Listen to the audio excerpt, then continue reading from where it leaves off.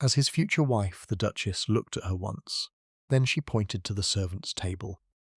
"You may sit with the servants," she said. Cecily Ashworth looked at the place card with her name on it. Sitting beside the kitchen door, between the under-butler and the cook's assistant, 14 guests took their seats at the main table 20 feet away. She did not move. She did not cry. She stood where she was and she waited. And then the door opened, and the Duke walked in. Nobody announced him. Nobody needed to. The room just changed when he entered it. The way a room changes when the person it belongs to finally arrives. The conversation stopped. The guests straightened. Even the candles seemed to hold still. Edmund Vane, Duke of Corwick, was tall and dark and dressed in black, and he had not attended one of his own dinner parties in 18 months. Everyone in the room knew this. Everyone had been whispering about it since the invitations went out. Some of the guests had come specifically because of it, to see whether the rumours were true, whether grief had made him strange, whether the most powerful man in the county had finally broken under the weight of what he had lost. He did not look broken. He stood at the threshold and looked at the table. 14 guests seated, one chair empty, chair at the head. Then his eyes moved across the room, to the sideboard, to the kitchen door, to the place card with her name on it, to her. He looked at Cecily Ashworth standing beside the servants' entrance in a coat that had seen better years, holding no wine glass, at no place. Setting, with nowhere to sit in her host's dining room. He looked at this for 4 seconds. Then he crossed the room. He did not run. He did not raise his voice. He walked the way men walk when they have decided something, and the deciding is already done, past his mother at the head of the table, past Lord and Lady Carew, past 3 young women who stopped talking mid-sentence to watch him go. He stopped in front of Cecily. He was close, close enough that she had to look up slightly to meet his eyes. His eyes were grey, still, kind of still that comes from a long time spent not letting anything show. He looked at her. She looked back. Then he turned to face the room. "Miss Cecily Ashworth," he said, in a voice that did not need to be loud to reach every corner of that dining room, "is the daughter of the late Baron Ashworth of Lincolnshire. Family has held land in this county since before this house was built." Nobody moved. "She will sit here." He put his hand on the back of the empty chair, the chair to his right, the best seat at the table, and he held it open, and he waited. Cecily looked at the chair, she looked at his hand, she looked at him. He had not asked her. He had not whispered it, or made it a question, or given her a way to refuse gracefully. He had simply said it, in front of 14 witnesses, and one very still Dowager Duchess at the far end of the table. She sat. He took his place at the head of the table. The room exhaled. The dinner began. "Now, before we go any further, let me tell you who Cecily Ashworth was, and how she came to be standing in that dining room with a place card by the kitchen door. Her father was Baron Ashworth of Lincolnshire, a good man, a quiet man, a man who understood land the way some men understand music, who could look at a field and know what it needed, who spent 30 years improving his estate's drainage and rotating his crops in ways his neighbours thought were strange until the yields proved them wrong. He had one weakness: his brother.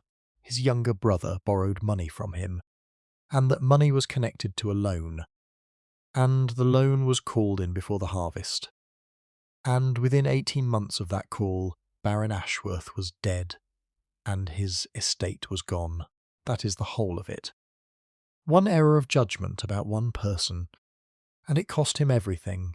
Cecily was 23 when it happened. She is 26 now.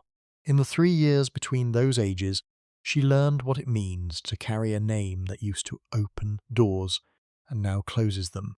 She learned what it means to visit cousins who are always sorry, always busy, always just about to have someone show her out. She learned to eat before she went. Anywhere in case there was nothing offered. She learned to turn a coat twice and keep it brushed, so the turning did not show. She had come to Corwick Hall because a distant connection named Lady Pembroke had put her name on a list. When you have nothing, you do not decline lists. She had travelled 4 days, no maid, the mail coach, cold seat by the window. She had arrived and been shown to a small room off the entrance hall and not offered water. She had stood in that room and waited, because waiting was what she had learned to do, paused. And then the Duchess had looked at her once and pointed to the servants' table, and Cecily had stood beside the kitchen door and held herself very still.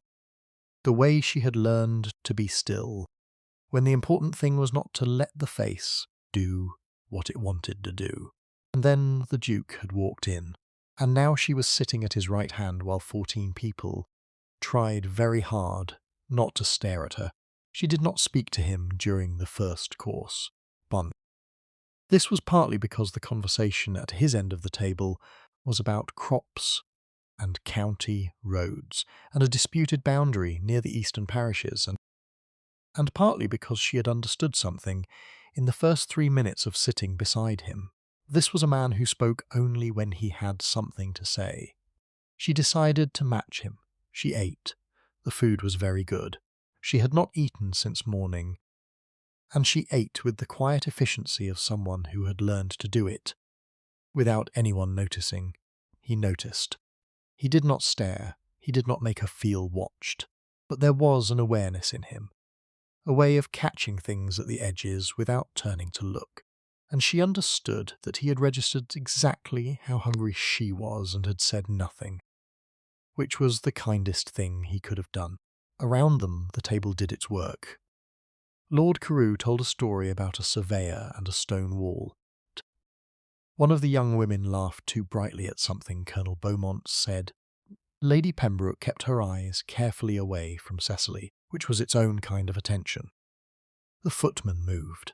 Candles burned lower. Poor. The room had the quality of a room full of people all watching the same thing, and all pretending they were not. The Duchess, at the far end of the table, ate her dinner without looking at her son. Cecily had been watching her since she sat down, and she understood something Cincinnati about the Duchess that the Duchess perhaps did not intend to communicate. Stillness was not composure. It was the stillness of a woman who was being very careful, who had decided that the best response to what had happened in the first 5 minutes of this dinner was to be very, very still, and give nothing away until she understood what she was dealing with. That was not the stillness of a woman who had won. That was the stillness of a woman who was recalculating.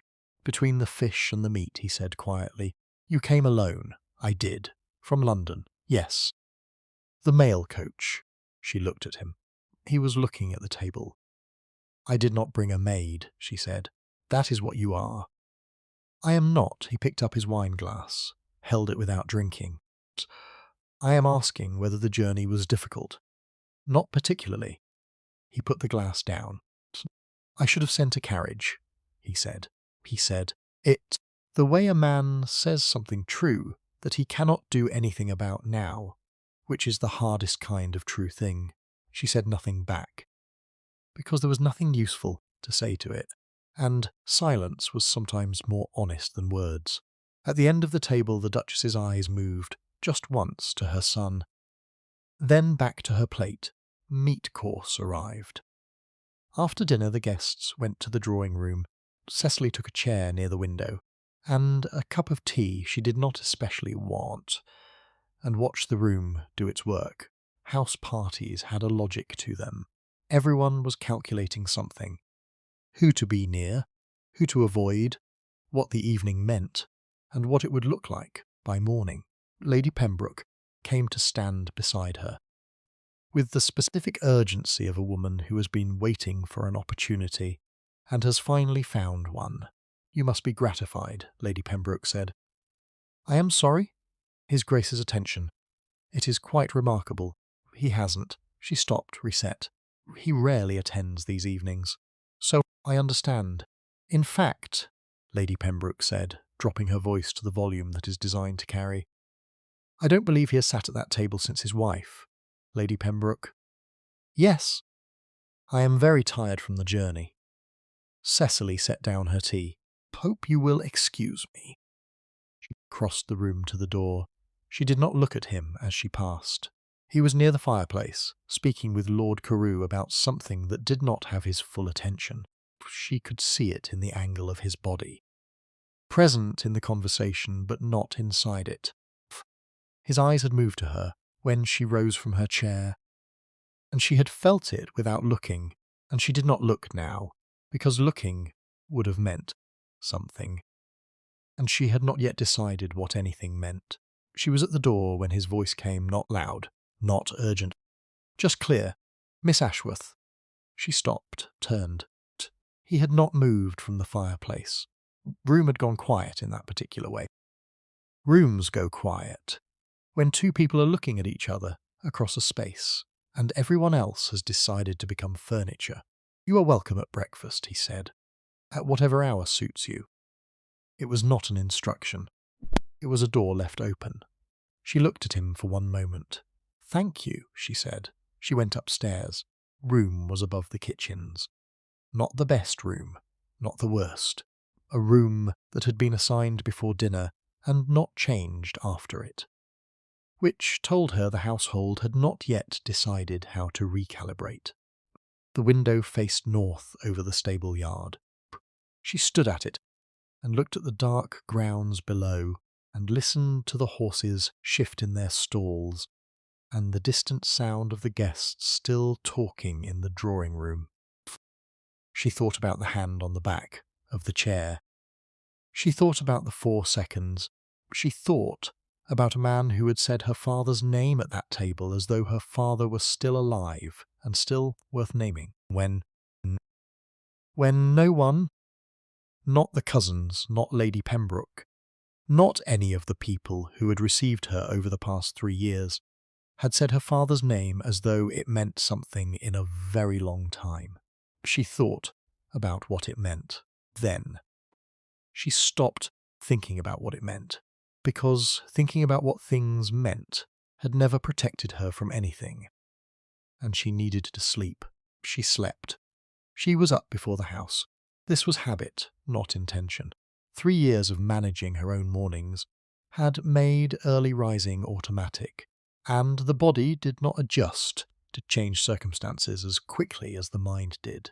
She dressed without ringing for the maid, put on her walking coat, the better of the 2 she owned, went downstairs through the quiet house, through the kitchen corridor where the cook's assistant was just banking the range, through the side door and out into the grounds before anyone was awake enough to ask her where she was going. The morning was cold and very clear, the kind of October morning that apologizes for nothing. Frost on the grass, still, the sun just coming over the east ridge, throwing long shadows across the kitchen garden and the south lawns and the fields beyond the ha-ha, where the Corwick estate began in earnest. Cecily walked. She had grown up walking estates.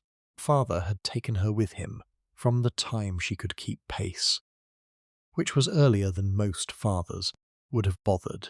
He had shown her how to read a field the way he read one, not looking at it, but looking into it, at the colour of the grass where the water sat too long, at the way the topsoil darkened along the drainage lines, at the small signs a field gave when it was being well managed, and the different small signs it gave when it was not. She crossed the ha-ha at the stone bridge and walked the south fields. What she saw was a puzzle. The south fields were good, well managed, well drained, clearly tended by someone who knew what they were doing. Rotation marks in the soil told her this section had been worked carefully, the kind of careful that came from someone paying attention over years. Then she walked west. The west fields were different. Not ruined, not neglected exactly, but wrong in a way she could feel before she could name it. She walked the edges of 3 fields, crouching once to press her hand into the soil near the boundary ditch, standing back to look at the way the light caught the grass. The yields here were lower than they should be. She was certain of it, even without seeing the numbers. She turned back toward the house. The south ditch along the west boundary had not been cleared in at least 3 seasons. She could see it from here. Blockage would be causing water to sit where it had no business sitting, spreading out into the lower fields in exactly the pattern that would explain the yield decline. It was fixable. Someone simply had to fix it. She went back inside and ate breakfast alone in the morning room, with the window open, and thought about a father who had spent 30 years coaxing good land into better land, and about what he would have said if he could have walked those west fields with her this morning. He would have said, "Well, there's your problem," and then he would have said, "So fix it." She poured herself a second cup of coffee. She was still thinking about the west fields when the Duchess arrived at 7:15. Post. The Duchess came in without knocking. She sat across from Cecily. And looked at her with the directness of a woman who had decided the social interval was finished. "You are clever," the Duchess said. Cecily turned a page of the book she had not been reading. "Sometimes. Don't." The Duchess's voice was not unkind, just clear. "I am telling you that you are clever because I have been watching you since you arrived, and I want you to know that I see it. Cleverness used badly is a liability. Cleverness used well is the only currency that holds its value." Cecily closed the book.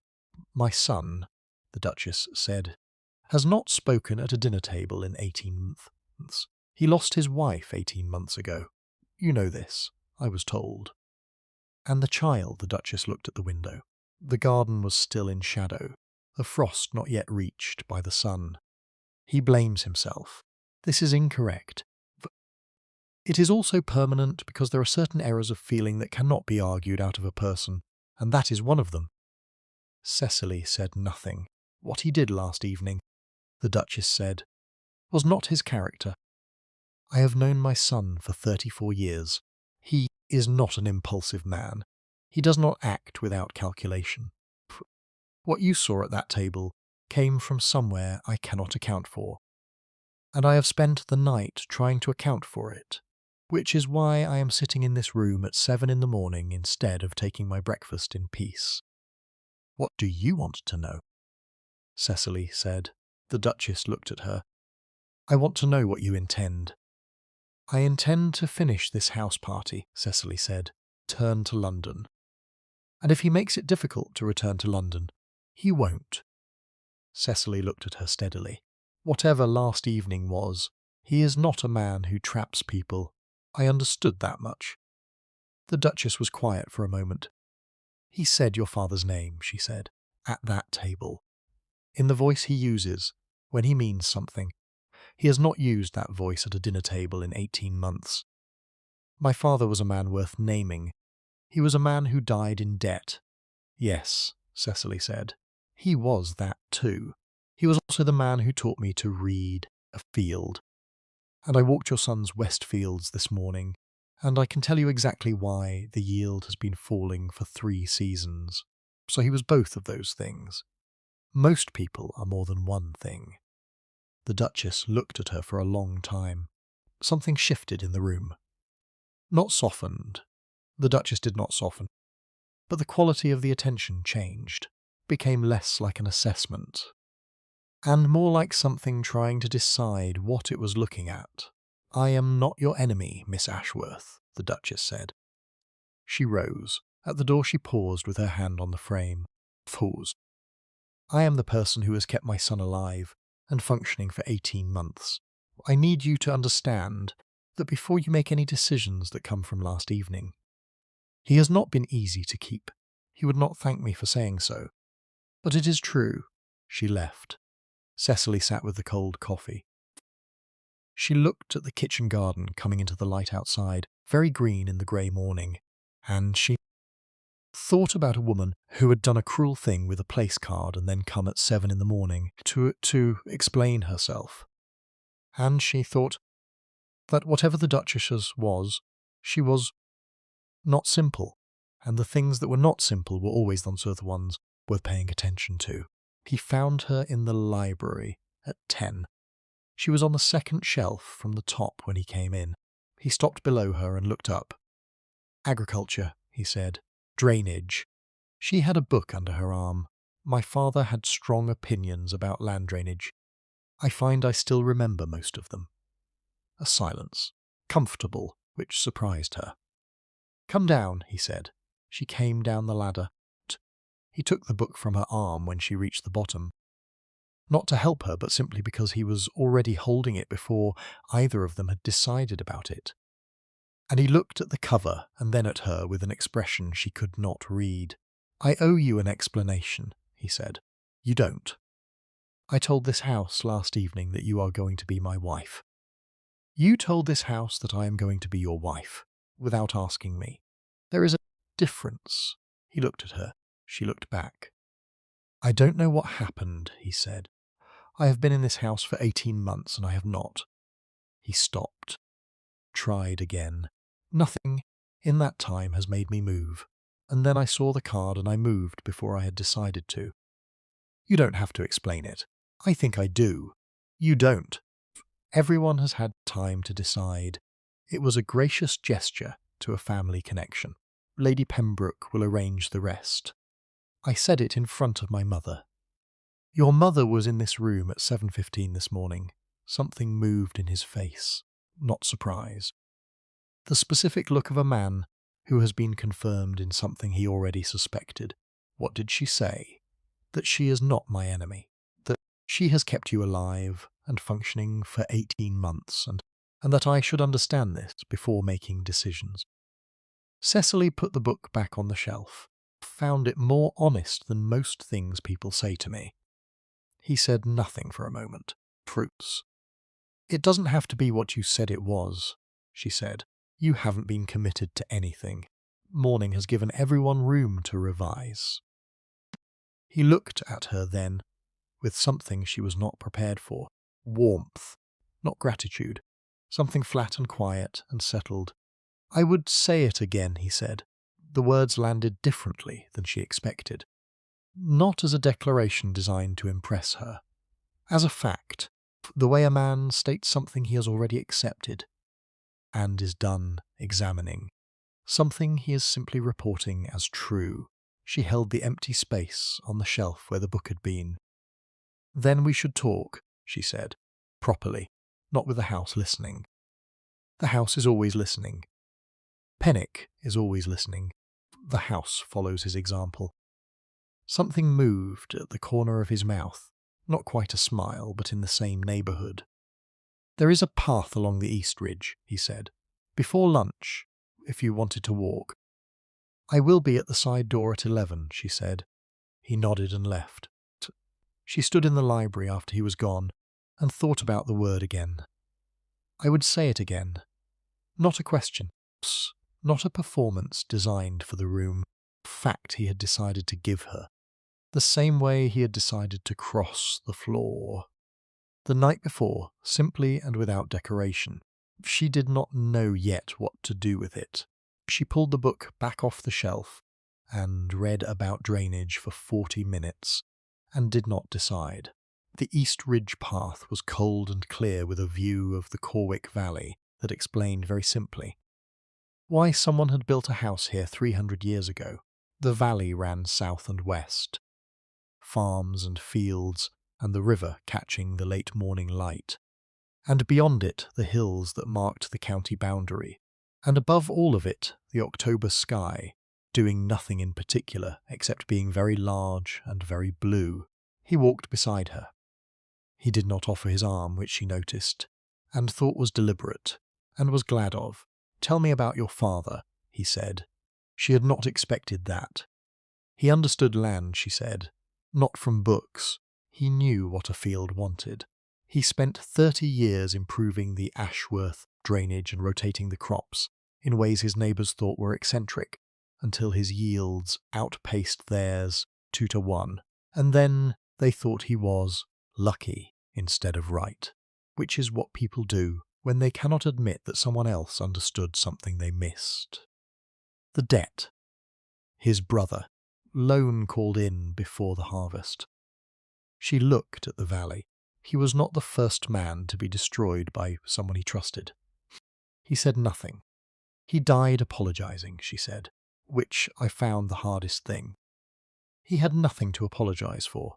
He made one mistake about one person, and spent his last months convinced it meant he had failed as a father, as a landowner, as a man. She stopped walking, turned to face him. He had not failed, he had been failed. There is a difference, and it matters, and no one around him would say it clearly enough for him to hear it. And I was 23, and I did not have the right words yet, and by the time I found them it was Tuesday, and he was gone. He had stopped walking too. He was looking at her with an expression she had not seen on him yet. Not the grey stillness of the dining room, something more open, more present. "Your mother told me," she said, "that you blame yourself for your wife's death." The wind moved through the yew hedge below the path. "She should not have told you that," he said. "Psst. She told me because she wanted me to understand something before I made any decisions. Was she wrong to?" He looked at the valley for a moment, then, "It was a difficult birth. I had ridden out that morning. 3 hours. She went into labour and I was not there, and by the time I came back..." He stopped. "Psst. I know what the doctor said. I know it would not have changed the outcome. I believe this, not in the part of me that matters, but I believe it in the part that can hold a logical argument. My father died on a Tuesday," she said. "I had been to London the week before because he asked me to. I came home and he was worse, and by Tuesday it was over. I have not been to London since without thinking I should have stayed." She paused. "I know it would not have changed anything. Not in the part that can hold a logical argument, but not in the other part either, which is the part you carry." He looked at her. "So," she said. "So," he said. They stood on the ridge above the valley, two carrying the same weight in shapes that were different but not so different that they could not recognize each other. And below them the valley went on being, a valley with the patience of things that have been here longer than grief, and will be here after it. "I am not offering you charity," he said. "Last evening. I want you to be clear on that." "I am. I have." He looked at the valley. "I have not been easy to be near. I am aware of this. People in this house have learned to manage around me, and I have allowed it because it was easier than being managed, which is not a thing I am proud of." "What are you like," she said, "when you are not easy to be near?" He was quiet for long enough that she thought he had decided not to answer. "Cold," he said. "I say things without softening them, because I have lost the habit of softening, and I am not always sure how to get it back. I leave rooms when they become more than I can manage, without explanation, because explanation requires more than I have sometimes. I have said things in the past 18 months to people who did not deserve them." He paused. "Psst. I am telling you this because I think you should know it, before you make any decisions." She looked at him steadily. "I appreciate that," she said. "I am not a safe choice." "I have not had the luxury of safe choices in 3 years," she said. "Find I have lost the appetite for them." He looked at her for a long time. Then they walked back to the house, and the valley kept doing what it always did, and the house watched them come in through the side door with the particular patience of houses that have seen many things arrive, and not all of them stay. That night she sat to his right at dinner. Nobody moved her place card. Nobody suggested otherwise.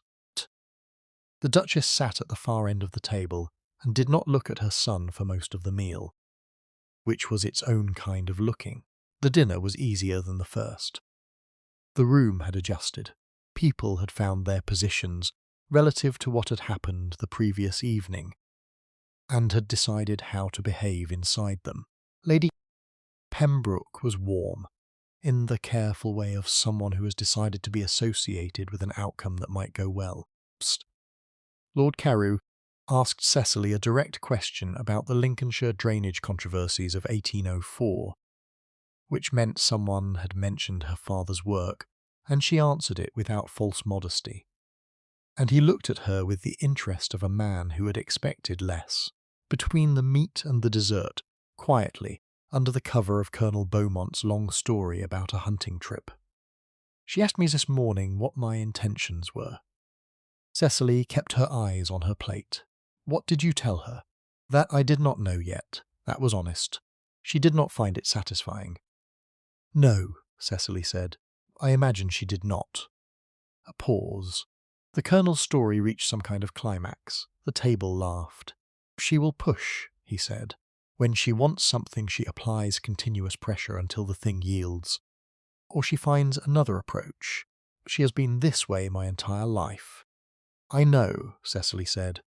She came at 7:15 this morning. I suspect tomorrow it will be 7.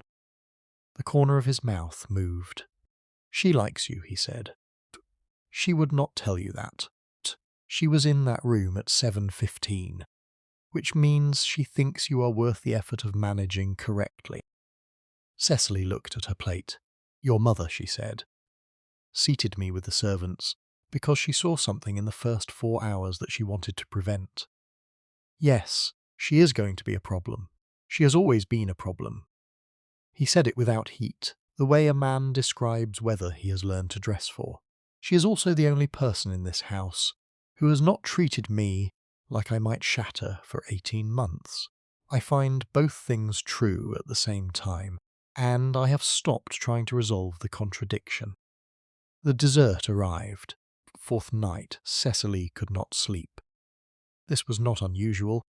She had not slept well in 3 years.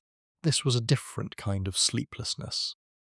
Not the grinding worry of unpaid accounts, or the low hum of a future she could not see, but something sharper and more specific, something that sat in the centre of her chest, and would not settle regardless of how she lay.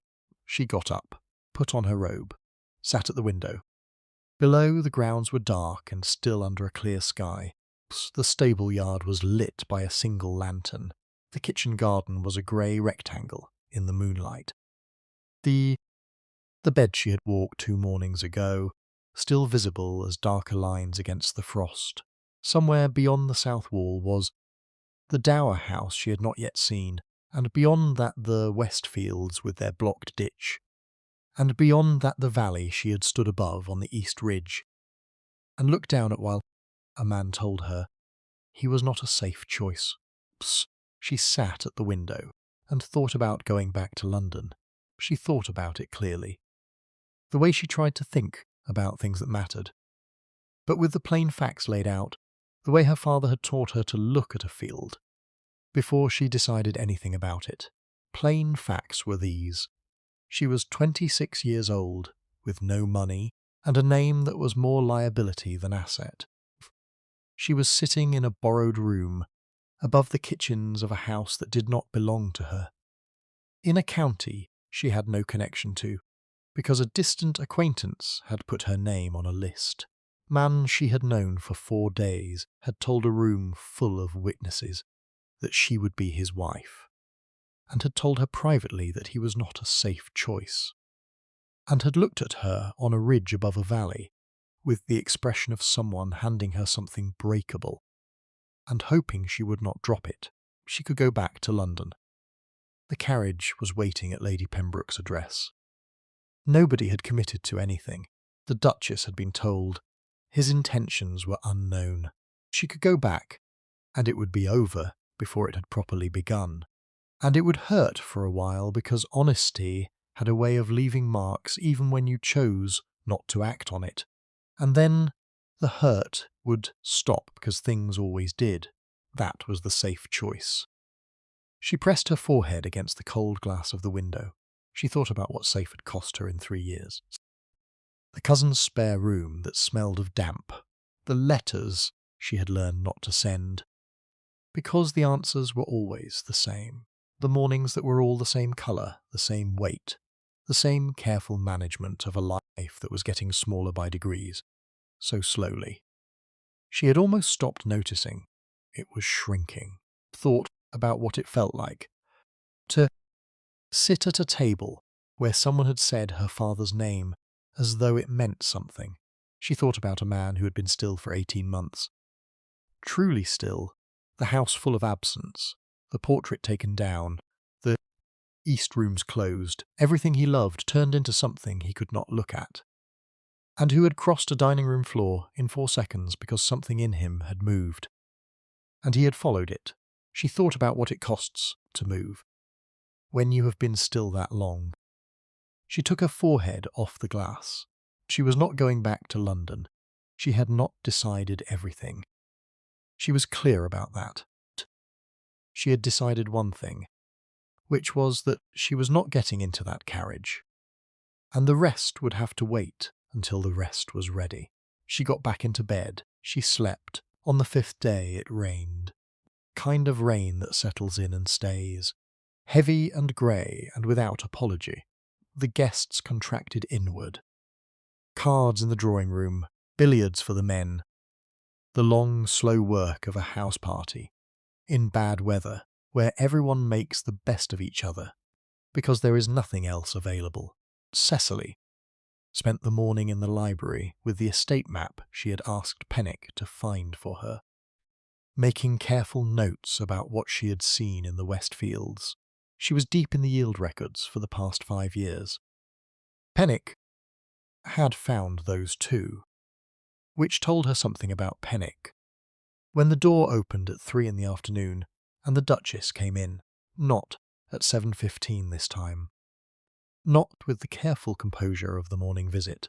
She sat across from Cecily, and looked at the papers spread across the desk, and then at Cecily and said, without introduction, "I have spoken with Lady Pembroke." Cecily set down her pen.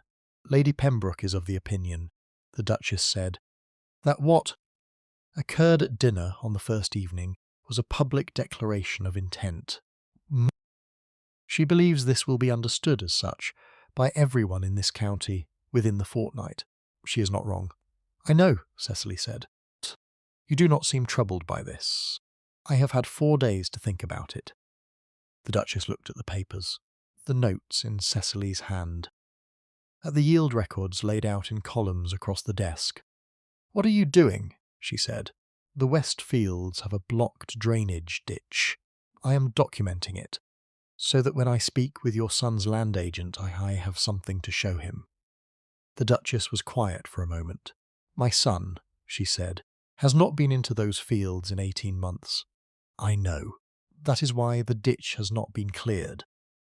The Duchess looked at her with an expression that was not what Cecily had expected. Not hostility. Not calculation. Something more uncertain than either of those. "He has not been well," the Duchess said, "since Catherine. I mean this literally. Not as an excuse or a warning. I mean that there have been months when getting him out of bed and into a room with other people in it was the full extent of what could be managed. I have not told anyone this. I am telling you because—" She stopped.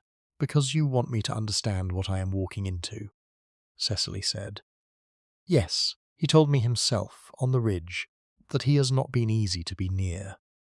The Duchess went very still. "He told you that?" "He told me he says things without softening them and leaves rooms without explanation, and has said things in the past 18 months to people who did not deserve them. He told me because he felt I should know before making any decisions." Cecily looked at the yield records, found it the most honest thing anyone has said to me in a long time. The Duchess was quiet for longer than Cecily had her be quiet. When she spoke, her voice had shifted. The door in it had moved. "He has not spoken of Catherine to anyone," she said, "in 18 months. He had her portrait removed from the main hall the week after she died.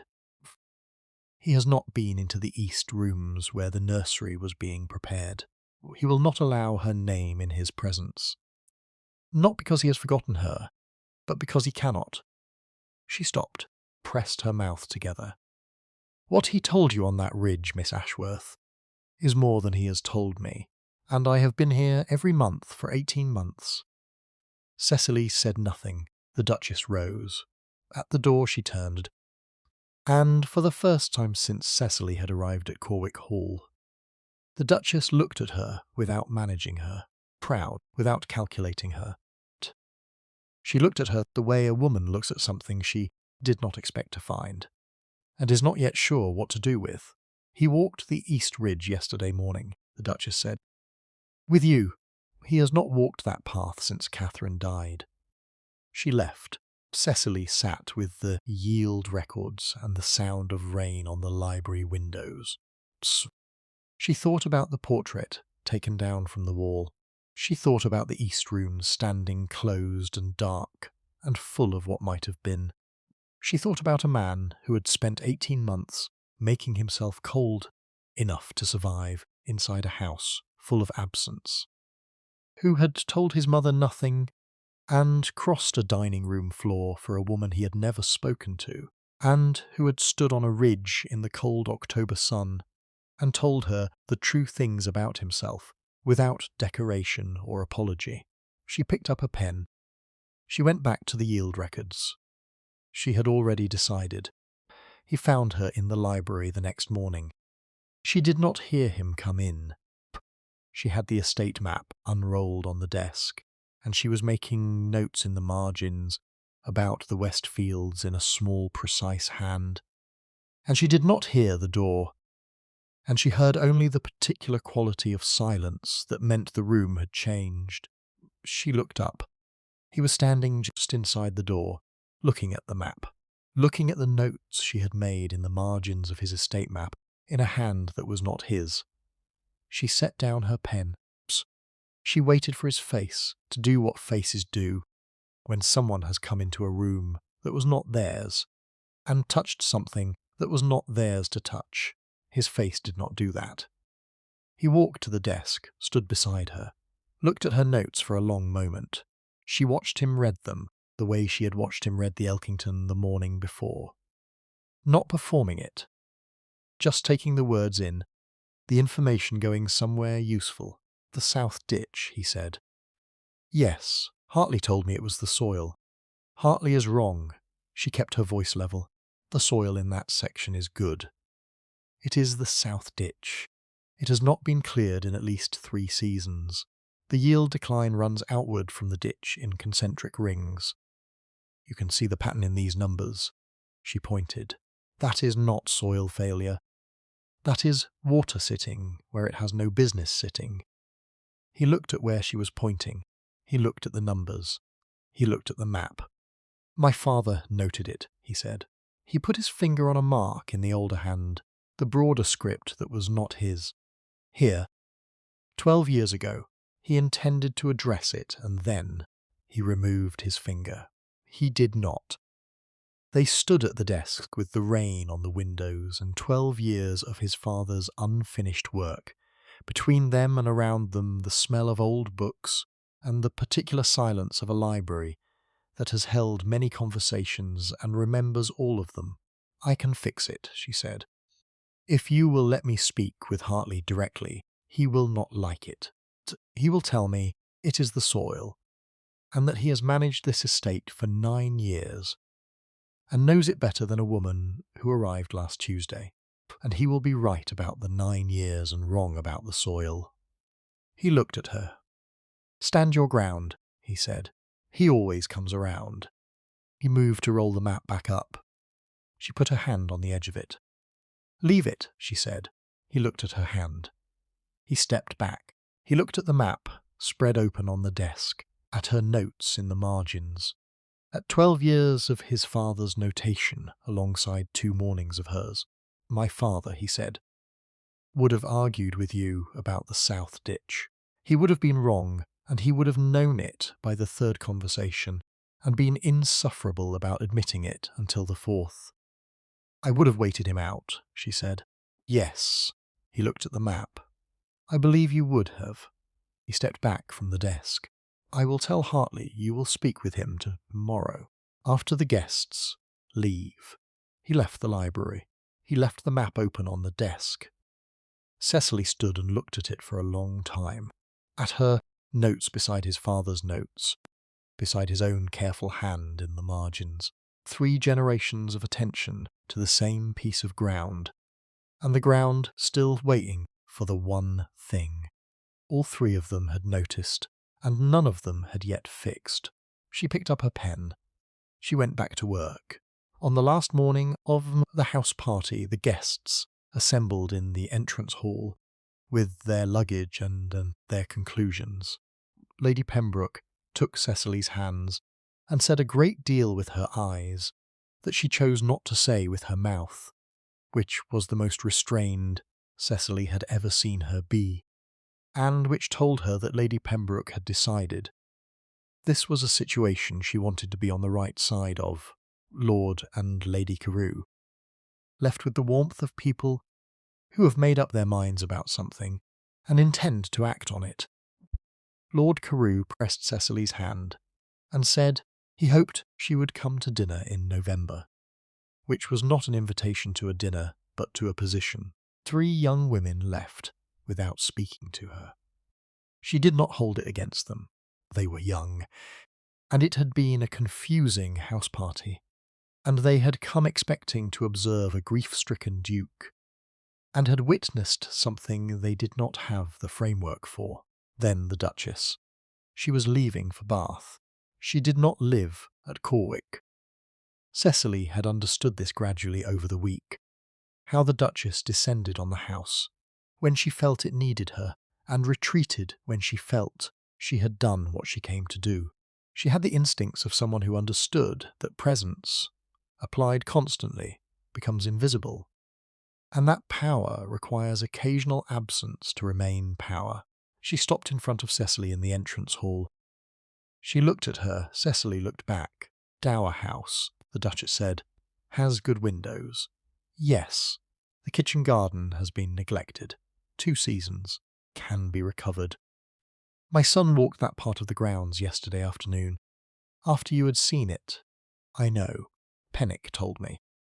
The Duchess adjusted her glove with the focused attention of a woman who is deciding something and using the glove as a reason to look at her hands instead of at the other person. "He has not been to that part of the grounds," she said, "since Catherine died." "I know. You keep saying that." "Because it keeps being true," Cecily said. The Duchess looked at her then. Not the measuring look, not the calculating look, but something underneath both of those, something that was simply a mother looking at a person who has, in 1 week, done something she had spent 18 months trying to do herself and failing. She did not say any of that. She was the Duchess of Corwick. "The kitchen garden wants a south-facing herb bed," she said. "My mother planted one when this house was built. The soil in that section is good. It takes everything you put into it."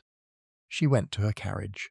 Cecily stood in the entrance hall as the house went quiet around the last of the departing guests, and thought about what it means when a woman who seated you with the servants leaves you instructions about an herb bed, and thought that some distances are crossed in very small steps, and that the Duchess had just taken one. Pennick appeared at her elbow. "Your trunk, Miss Ashworth," he said, "has been moved to the Dower House." She had not asked him to move it. "Thank you, Pennick." "The carriage His Grace sent to Lady Pembroke's address remains available," Pennick said. "Should you require it, that won't be necessary." "Very good." A pause which was not a pause. With Pennick, nothing was simply a pause. "Grace is in the library." She went to find him. He was standing with his back to the door, looking at the desk. The map was still there, still open, still with her notes in the margins beside his father's and beside his own. She had left it there the previous morning, and no one had rolled it up. He turned when she came in. "The house is quiet," he said. "Yes." He looked at the map. She looked at him, looking at it. "I am going to stay," she said. He looked at her. "Not because of last evening," she said. "Not because of the dower house, or Pennick, or the carriage. I am going to stay because the south ditch wants clearing, and Hartley needs managing, and your mother left me instructions about the herb bed." She paused. "Because you left the map open." He was very still. "You could have rolled it up," she said, "when you came in yesterday morning and saw what I had done to your estate map. Most men would have. You left it open and you said, 'I will tell Hartley. You will speak with him,' and you left. It was not a small thing to do." He said nothing. "I sat at my window on the fourth night," she said, "and I thought about going back to London. I want you to know that. I thought about the mail coach and my cousin's house, and all the very good reasons why a woman in my position should not walk through a door that she cannot see clearly from the outside." He watched her. "And then I thought about 4 seconds," she said, "about what it costs to move when you have been still for a long time. And I thought that if you could cross that room I could stay in this one." The library was very quiet. Outside, the October sun was doing what it did in the afternoons, coming low through the east windows and laying long gold bars across the floor and the desk and the open map and the 3 generations of handwriting on it. "I told you I am not a safe choice," he said. "You did. I meant it. I know you meant it. That is also why I am staying. A man who warns you is a different thing from a man who doesn't."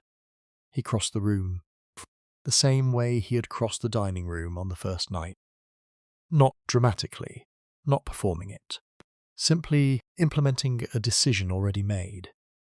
Arriving at the place the decision pointed to, he stopped in front of her. He put out his hand. Open, not reaching, waiting. She looked at his hand, and she thought about the place card by the kitchen door, and the 4 seconds, and the east rooms, standing closed in the east wing, and the map left open on the desk. And she thought about all the things that were not yet fixed, and not yet said, and not yet opened, all the things that would take the time they took. And she thought, "Yes, all right, this." She took his hand. "Post." They stood in the library while the valley went on below them, and Pennick moved through the house with the unhurried purpose of a man who has been waiting 30 years to see a particular door open and is not going to make a scene about it now that it has. Psst. Outside in the garden of the dower house, the kitchen bed sat in the last of the afternoon light, cold and overgrown, and full of what they had been waiting to become. Somewhere in the east wing, behind a door that had been closed. For 18 months, a room stood ready. It would be opened. Not today, not soon perhaps, but it would be opened. Things take the time they take, and time, in a house like this one, was something there was still plenty of, if you stayed with Cecily from the very first sentence to this one. Thank you. I want to know one thing. Drop it in the comments below. What was the moment you stopped being able to leave? Was it the 4 seconds before he crossed the room? Was it the map left open on the desk?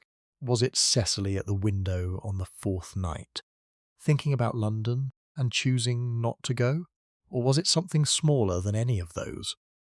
Something nobody would notice unless they were paying attention, the way this story asks you to pay attention? Tell me. And before you go, where in the world are you listening from tonight? What time is it there right now? I always picture all of you in different cities, different hours, the same story finding all of you at once.